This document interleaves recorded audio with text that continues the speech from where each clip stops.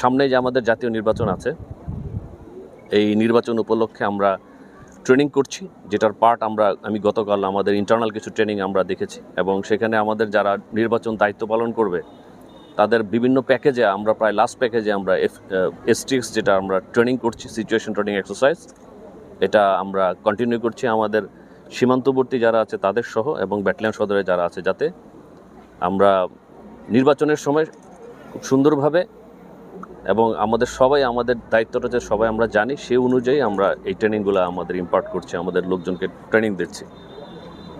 আর যেহেতু অবৈধ অস্ত্র একটা বড় একটা কনসার্ন, আমাদের সহ সব আইনশৃঙ্খলা রক্ষাকারী বাহিনী যারা আছে সবাই কিন্তু একটা কনসার্ন থাকে। অবৈধ অস্ত্র যদি বাংলাদেশে ঢোকে তাহলে এটা বিভিন্ন অবৈধ কাজে, কিলিংয়ের কাজে ব্যবহার হবে, আমরা জানি।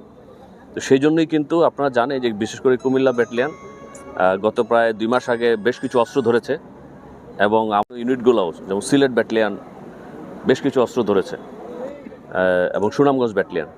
তো আমরা যেটা মিডিয়াতে এসছে, আমাদের এই অস্ত্র যাতে নির্বাচনকে টার্গেট করে আর নতুন করে হতে না পারে, এবং অন্যান্য লুণ্ঠিত অস্ত্র যেটা আছে, পুলিশের কিছু অস্ত্র লুণ্ঠিত আছে, আপনারা জানেন পেপারে আসছে, সেটাও কিন্তু আমরা ড্রাইভ দিয়ে যাচ্ছি যাতে নতুন করে যদি অস্ত্র বাংলাদেশে যাতে আসতে না পারে, এবং ইতিমধ্যে যদি কোনো অস্ত্র বিভিন্ন জায়গায় থাকে সেটাও কিন্তু আমরা সীমান্তবর্তী এলাকাতে আমরা কন্টিনিউয়াস অপারেশন করে ধরার ব্যবস্থা করছি, এবং বেশ কিছু ধরাও পড়েছে।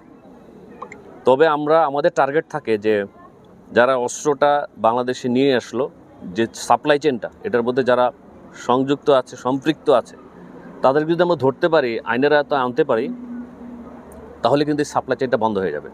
তো এটা আমরা করছি, চেষ্টা করি যাতে মানুষ সহ আমরা ধরতে পারি। অনেক সময় দেখা যায় যে সীমান্ত উপর এলাকা, আপনারা জানেন যে প্রচণ্ড কুয়াশা থাকে এখন, এবং রাত্রেবেলার এই রাতের অন্ধকারে আসলে আসামি আমরা যথাযথ চেষ্টা করি ধরার জন্য, অনেক সময় ধরা পড়ে। তো আমরা আশা করি যে আইনের ফাঁক ফোকর যাতে তারা বের করতে না পারে, সেই অনুযায়ী আমরা কিন্তু আমাদের এজাহারগুলো দায়ের করি।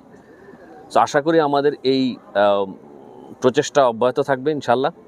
আমরা নির্বাচনের সময় যেন নির্বিঘ্নে এবার এই নির্বাচনের সবাই ভোট দিতে পারে, সেজন্য আমরা সবসময় মাঠে থাকব, সেই অনুযায়ী আমরা ট্রেনিং করছি।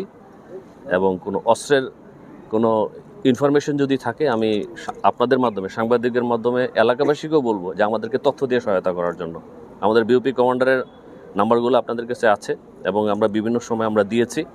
আমাদেরকে তথ্য দিলে যে কোনো সময় আমরা এই অপারেশন কন্ডাক্ট করব, এবং বিজিবির সাথে আর্মি, র্যাব, পুলিশ যারা আছে, আমরা অনেক সময় যৌথ অপারেশনও কন্ডাক্ট করব, যাতে আইনগত বিষয়টা আমরা শক্তভাবে তাদের উপরে ইম্পার্ট করতে পারি।